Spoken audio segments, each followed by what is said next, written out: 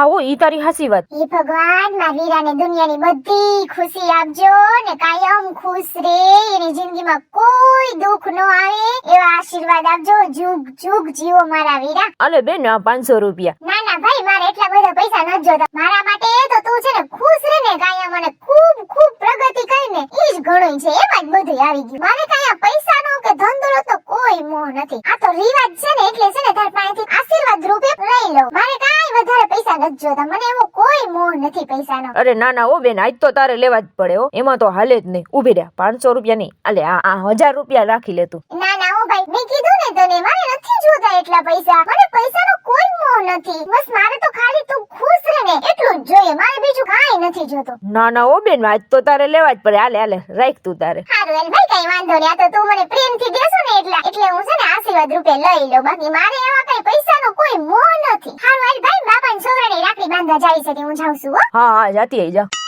Easy કુડી, તારે કેટલા પૈસા થયા? હા ભાઈ, મારે 1500 જેવું થઈ ગયું. તારે કેટલા થયા? મારે 2000 તો થઈ ગયા હો. હજી તો મારા બાપાના છોકરા બાકી છે, કાકાના છોકરા બાકી છે, અને હજી તો મામા માસી ને બાકી જ છે ને. તું તારે મોજ કરને. આજ વખતે હાઈ તો માઈથમના વાપરવાના તો આપણે થઈ જ જાય. હાલ હાલ જલ્દી કર, જલ્દીથી રાખડી બાંધી આવે જેટલા બાકી છે ને એને.